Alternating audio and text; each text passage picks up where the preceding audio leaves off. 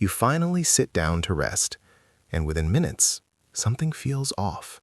Not boredom, not even anxiety exactly, just this quiet pressure, like you're doing something wrong. Like somewhere, someone is still moving forward, and you're falling behind. So you reach for your phone, or you get up again, not because you want to, but because stopping feels uncomfortable. And that raises a strange question. When did rest start feeling like a mistake? It doesn't show up loudly. It's subtle, woven into how you think about your time. You tell yourself you'll relax after you finish everything, but everything never really ends. Even when you've done enough, your mind moves the goalpost. There's always something more you could be doing. So rest becomes conditional, earned, delayed, justified. And over time, something deeper happens. Your identity starts to shift. You stop seeing yourself as someone who does things and start seeing yourself as someone who must always be doing. That's when rest stops feeling neutral and starts feeling like a loss. But this isn't a personal failure. It's an adaptation. Your brain, slowly, learned that your worth is safest when it's visible, measured, productive, useful. So it built a rule.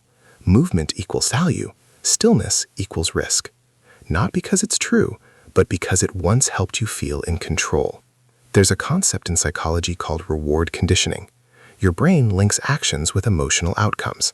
When productivity gets rewarded through praise, achievement, or even relief, your brain releases dopamine.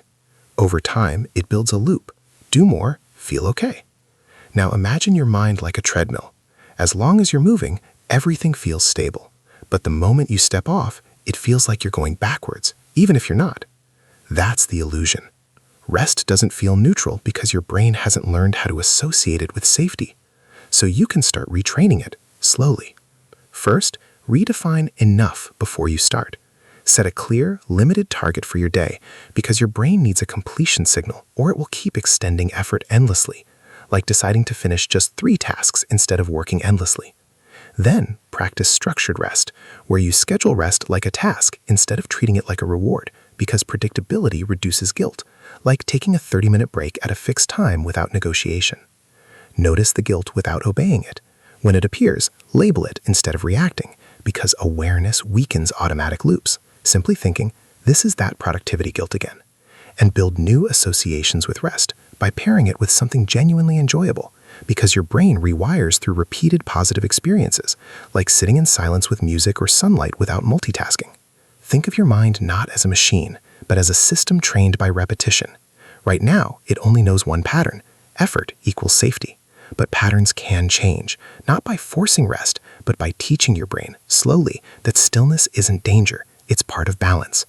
You're not falling behind when you rest, you're stepping out of a loop that never knew when to stop. And maybe the real shift isn't in doing less, but in no longer needing to prove that you deserve to pause, because you do, even when nothing is being achieved.